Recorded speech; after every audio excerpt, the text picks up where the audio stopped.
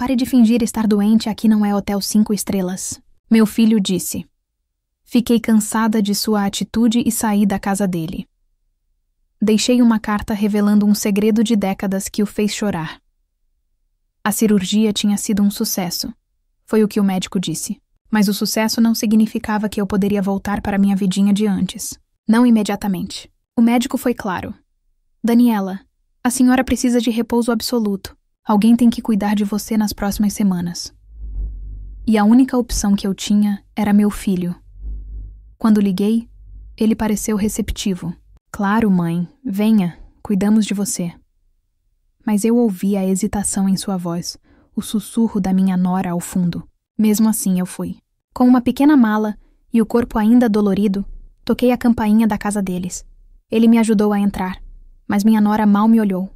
Coloquei suas coisas no quarto de hóspedes, ela disse, apontando para o cômodo pequeno e frio nos fundos da casa, que mais parecia um depósito. Tente não fazer muita bagunça. Eu trabalho muito, sabe? Eu apenas assenti, fraca demais para discutir. Os primeiros dias foram um borrão de dor e remédios para dormir. Eu tentava ser o menor incômodo possível. Só chamava quando era absolutamente necessário, para ir ao banheiro ou quando a febre subia. Mas cada vez que eu tocava a pequena sineta que eles deixaram ao lado da cama, eu sentia a tensão na casa aumentar. Minha nora nunca escondeu seu descontentamento. Ela trazia minhas refeições em uma bandeja, mas a colocava na mesinha com tanta força que o caldo quase sempre derramava. Mais alguma coisa, senhora Daniela? E ela perguntava com a voz carregada de impaciência, já se virando para sair antes mesmo de eu responder. Eu a ouvia cochichando com meu filho à noite. As paredes eram finas. Eu não aguento mais, ela dizia. Ela é como um bebê. Pede isso, pede aquilo. Eu não me casei para ser enfermeira da sua mãe. Eu me encolhia na cama, fingindo dormir. Meu coração doía. Eu não pedia muito. Um chá quente, ajuda para trocar os curativos. Coisas que eu não conseguia fazer sozinha, com os pontos repuxando minha barriga. O pior foi ver meu filho mudar. No começo ele ainda tentava ser gentil. Mãe, a senhora está confortável? A dor diminuiu, mas a influência da esposa era como uma erva daninha, crescendo rápido e sufocando todo o resto. Em poucos dias, a gentileza dele se transformou em respostas curtas. Mãe, agora não. Estou ocupado. Mãe, a senhora tem certeza que precisa disso? Minha esposa acabou de limpar a cozinha. Ele parou de me visitar no quarto.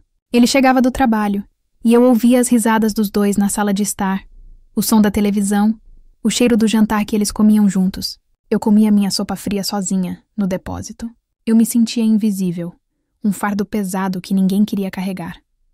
A humilhação final veio em uma terça-feira. Eu estava com uma sede terrível. A medicação deixava minha boca seca como algodão. Eu toquei a sineta. Esperei. Ninguém veio. Toquei de novo, um pouco mais forte. O silêncio da casa era pesado. Finalmente, ouvi passos duros no corredor. A porta se abriu com um estrondo. Era meu filho. Seus olhos estavam vermelhos de raiva, o rosto contraído. Minha nora estava logo atrás dele com os braços cruzados e um sorriso vitorioso no rosto. O que foi agora, mãe? Ele perguntou a voz alta, ríspida. Eu me encolhi. Filho, por favor, eu só queria um copo de água. Estou com tanta sede. Ele me encarou por um longo segundo. Eu vi a raiva borbulhar nele, alimentada pelo olhar de sua esposa. Água? De novo? Ele gritou. As palavras ecoaram no pequeno quarto. A senhora não pode esperar? A gente acabou de sentar. Pelo amor de Deus, mãe, pare de fingir estar tão doente. Você está se aproveitando da nossa boa vontade. Eu congelei. Fingir? Aqui não é hotel 5 estrelas. Ele continuou gesticulando. Eu e minha esposa trabalhamos o dia inteiro. Não somos seus empregados para ficar servindo a senhora a toda hora. Lágrimas quentes brotaram nos meus olhos, mas eu me recusei a deixá-las cair na frente deles. Eu olhei para o rosto do homem que eu criei, que eu amamentei, que eu protegi de todas as verdades duras do mundo. Eu não o reconheci. Minha nora deu um passo à frente. Ele tem razão, Daniela. Você está sendo um fardo. Já faz quase 2 semanas. Eu desviei o olhar deles e foquei na parede descascada à minha frente. A dor da cirurgia não era nada comparada à facada que eu senti no peito. Desculpem. Eu sussurrei, a voz embargada. Eu não vou mais incomodar. Meu filho bufou, um som de desprezo. Ótimo. Tente dormir. Ele bateu a porta, me deixando sozinha na escuridão, com a sede e uma dor que nenhum remédio poderia curar. Naquela noite, eu não dormi. A crueldade nas palavras dele, hotel 5 estrelas, fingir estar doente, fardo, rodavam na minha cabeça. Eu tomei uma decisão. Eu não podia mais ficar ali. Eu não merecia aquilo. Assim que o sol nascesse, assim que eu tivesse o mínimo de força para me levantar e me vestir sozinha, eu iria embora. E eu deixaria para trás a verdade que eu guardei por mais de 30 anos para protegê-lo. Se ele queria crueldade, ele a teria. A noite foi longa. Cada rangido da casa, cada risada abafada vinda da sala de estar, parecia aumentar a minha resolução. A dor física da cirurgia ainda estava lá, uma pontada aguda toda vez que eu me movia. Mas agora ela estava sendo ofuscada por uma determinação fria. Eu não precisava deles. Eu tinha sobrevivido a coisas muito piores sozinha. O alarme do celular deles tocou às 6 da manhã. Ouvi o barulho do chuveiro, o secador de cabelo da minha nora, as portas batendo. Ouvi a cafeteira ligar. Não esqueça a reunião das 10, querido. Ela gritou da cozinha. Já estou atrasado. Ele respondeu. A porta da frente bateu. Os motores dos carros ligaram e se afastaram. O silêncio tomou conta da casa. Demorei quase 20 minutos para conseguir sentar na cama. Meu corpo protestou. Cada ponto parecia queimar. Mas eu ignorei. Lentamente, me apoiei na parede e fiquei de pé. Minha pequena mala estava no canto, onde minha nora a havia jogado no primeiro dia. Com movimentos lentos e dolorosos, peguei as poucas roupas que tinha trazido e as dobrei. Uma camisola, um vestido confortável, meus chinelos, meus remédios.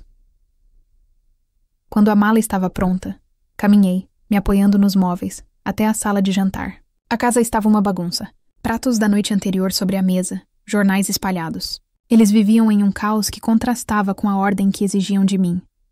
Sentei-me na cadeira da ponta, a que eu nunca tinha sido convidada a usar.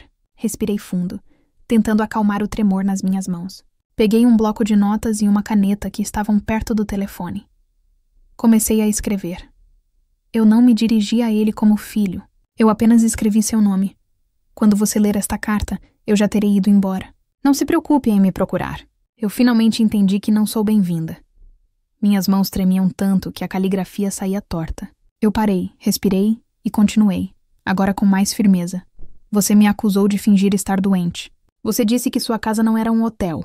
Você tem razão. Um hotel teria sido mais gentil. Mas eu passei a minha vida inteira fingindo. Não sobre uma doença, mas sobre algo muito maior. Sobre você. Eu senti um nó se formar na minha garganta. Eu tinha feito uma promessa. Uma promessa ao único homem que tinha sido verdadeiramente bom para mim. O homem que meu filho conhecia como pai. Eu preciso que você saiba a verdade sobre o seu nascimento. O homem que você amou, que cuidou de você, que faleceu há 5 anos. Ele não era seu pai biológico. As lágrimas começaram a borrar a tinta. Eu limpei o rosto com raiva. Eu não ia chorar agora. Eu o conheci quando já estava grávida de você. Seu pai biológico foi embora assim que eu contei a notícia. Ele não queria responsabilidade. Ele desapareceu antes mesmo de você nascer. Eu estava sozinha, com medo, e sem 1 centavo. Seu pai, continuei. E a palavra pai agora se referia ao homem que o criou. Foi o homem que me acolheu. Ele me amou, mesmo sabendo que eu carregava o filho de outro. Ele só me pediu uma coisa em troca: que essa verdade morresse conosco. Ele não queria que você crescesse se sentindo rejeitado pelo homem que o criou. Ele queria ser seu único pai, em todos os sentidos. E eu concordei. Eu jurei que você jamais saberia. Eu me levantei com dificuldade. Fui até meu quarto e peguei minha bolsa. De dentro dela, tirei um envelope velho, amarelado pelo tempo. Era a única coisa que eu tinha guardado daquele passado. Voltei à mesa. Eu quebrei minha promessa hoje. Quebrei porque percebi que o homem que eu protegi com essa mentira não existe mais. O homem que eu protegi era um menino doce, que jamais trataria a própria mãe com a crueldade que você me tratou ontem. Eu guardei esse segredo por mais de 30 anos. Guardei para que você tivesse uma família completa, para que se sentisse amado. Mas o único fardo aqui não sou eu. É essa mentira que eu carreguei por você. Coloquei o envelope antigo, que continha a minha certidão de nascimento original, e a sua, ao lado da carta. O nome do outro homem estava lá, claro como o dia. Eu estou indo embora. Espero que você encontre a felicidade que procura com sua esposa. Mas o seu hotel 5 estrelas fechou. Eu não assinei como mãe. Apenas deixei o papel sobre o centro da mesa de jantar, onde ele não poderia deixar de ver. Peguei minha mala. Cada passo até a porta da frente foi uma agonia. A dor dos pontos era terrível, mas quando eu girei a maçaneta e senti o ar fresco da manhã no meu rosto, foi como se eu pudesse respirar pela primeira vez em semanas. Eu desci os degraus da varanda, um de cada vez. Caminhei até o ponto de ônibus na esquina, sem olhar para trás. Eu não sabia para onde exatamente eu estava indo, mas eu sabia que estava recomeçando. O ônibus parou. Eu subi, paguei ao motorista com as poucas notas que tinha na carteira e sentei no fundo. Enquanto o ônibus se afastava, eu não senti tristeza. Senti alívio. Ricardo chegou em casa às 7 da noite. O dia tinha sido estressante. A reunião das 10 fora um desastre. E ele só queria tomar uma cerveja e relaxar. Ao entrar, a casa estava silenciosa e escura. Mãe? Ele chamou por força do hábito, esperando ouvi-la tocar a sineta. Silêncio. Sua esposa, Sandra, entrou logo atrás dele, jogando a bolsa no sofá. Ué, sua mãe não está no quarto? Que estranho. Será que ela conseguiu sair da cama? Ricardo foi até o quarto dos fundos. A cama estava arrumada. A pequena mala havia sumido. A sineta estava intacta na mesa de cabeceira. Uma onda de irritação o atingiu. Não acredito nisso, ele disse voltando para a sala. Ela saiu, acredita? Depois de passar semanas exigindo cuidados, ela simplesmente levanta e sai para passear sem avisar. Sandra bufou. Que ingrata. Depois de tudo que fizemos. Quando ela voltar, você precisa ser firme, Ricardo. Ela não pode fazer o que quer. Eu vou, ele começou a dizer, mas parou. No centro da mesa de jantar, banhado pela luz pálida do poste da rua, estava um envelope, e ao lado um papel dobrado. Não era o lugar habitual para a correspondência. Ele se aproximou, a irritação dando lugar a uma leve inquietação. Ele reconheceu a caligrafia trêmula de sua mãe no papel. O que é isso? E perguntou Sandra, olhando por cima do ombro dele. Ricardo pegou a carta. Quando você ler esta carta, eu já terei ido embora. Não se preocupe em me procurar. Ele leu as primeiras linhas em voz alta, mas sua voz falhou quando chegou à parte sobre fingir. O que ela quer dizer com isso? Murmurou ele, mais para si mesmo, e então ele leu o parágrafo seguinte. Eu preciso que você saiba a verdade sobre o seu nascimento. O homem que você amou, ele não era seu pai biológico. O mundo pareceu parar. O som da rua desapareceu. Ele podia sentir o sangue drenando de seu rosto. Suas mãos começaram a tremer violentamente. Ricardo? O que foi? Você está pálido, disse Sandra, tentando pegar a carta. Ele a afastou com um gesto brusco, os olhos fixos no papel. Ele leu sobre o abandono, sobre sua mãe grávida e sozinha, e sobre o homem que ele chamava de pai. O homem que ele idolatrava, tê-la acolhido. Ele só me pediu uma coisa em troca, que essa verdade morresse conosco. Ele não queria que você crescesse se sentindo rejeitado pelo pai que o criou. Ele queria ser seu único pai. Ricardo teve que se apoiar na mesa. Suas pernas fraquejaram. A imagem de seu pai, um homem gentil e severo que sempre o ensinou sobre honra e respeito, se reconfigurou em sua mente. Ele não era seu pai. Ele era mais que seu pai. Ele o tinha escolhido. E sua mãe? A mulher que ele tinha humilhado. A mulher que ele chamou de fardo. Eu quebrei minha promessa hoje. Quebrei porque percebi que o homem que eu protegi com essa mentira não existe mais. O homem que eu protegi era um menino doce, que jamais trataria a própria mãe com a crueldade que você me tratou ontem. Cada palavra era um golpe físico. A lembrança da noite anterior o invadiu. O rosto pálido dela na penumbra, o pedido de água, sua própria voz gritando. Pare de fingir. Hotel 5 estrelas. Ao lado da carta estava um envelope antigo. Com os dedos trêmulos, ele o abriu. Dentro, uma certidão de nascimento. A dele. No campo pai, um nome que ele nunca tinha visto na vida. Não era o nome do seu pai. A história era real. A carta caiu de sua mão. Ricardo, pelo amor de Deus, o que está escrito aí? Gritou Sandra assustada, mas ele não a ouvia. A imagem da mãe, fraca e doente, saindo sozinha pela porta, arrastando uma mala, o dominou. A vergonha foi avassaladora, um ácido subindo pela garganta. Ele tinha acabado de humilhar, de expulsar, a única pessoa no mundo que havia sacrificado a própria verdade, a própria honra, apenas para protegê-lo. Ela tinha carregado aquela mentira colossal por ele, enquanto ele não fora capaz de carregar um simples copo de água para ela. Ricardo caiu de joelhos no chão frio da cozinha. Um som gutural, um gemido de pura agonia, saiu do fundo do seu peito. Ele agarrou a certidão de nascimento com força, amassando o papel antigo, e chorou. Chorou desesperadamente, não como um homem de 30 anos, mas como um menino que sua mãe não reconhecia mais. Eu não tinha muito, mas durante os últimos anos, enquanto meu filho e minha nora gastavam dinheiro em reformas e carros novos, eu guardava. Guardava cada pequeno extra que conseguia vendendo meus bordados, cada centavo que sobrava da minha modesta pensão. Eu não chamava de economias. Eu chamava de fundo de paz. E era exatamente isso que ele me comprou. Encontrei um pequeno apartamento, um lugar simples de um cômodo só, em um bairro tranquilo, perto de um parque. Era tudo o que eu precisava. As primeiras semanas foram difíceis. Meu corpo ainda estava se curando e a solidão era palpável. Mas era uma solidão pacífica, muito diferente da solidão humilhante que eu senti na casa do meu filho. Sem o estresse constante, minha recuperação acelerou. Comecei a caminhar pelo parque. Fiz amizade com outras senhoras que, como eu, pareciam carregar histórias em seus rostos. Descobri um jardim comunitário, um pequeno pedaço de terra onde os moradores locais plantavam vegetais e flores. Passei a dedicar minhas manhãs àquele jardim. Sentir a terra nas mãos, ver algo crescer por causa do meu cuidado, era terapêutico. Eu estava cuidando de algo que me dava retorno, que florescia. Meu cabelo começou a ganhar cor.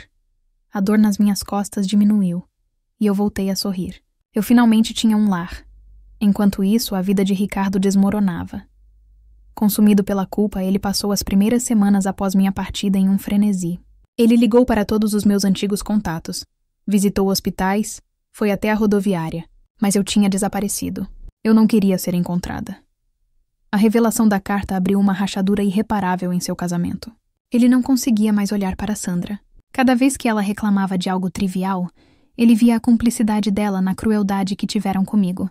A frieza que ele antes achava atraente, agora parecia monstruosa. Você o incentivou. Ele a acusou uma noite, após mais uma briga. Eu? Você é um homem adulto, Ricardo. Você gritou com ela, não eu. Ela rebateu. Mas ambos sabiam que tinham sido parceiros naquela humilhação.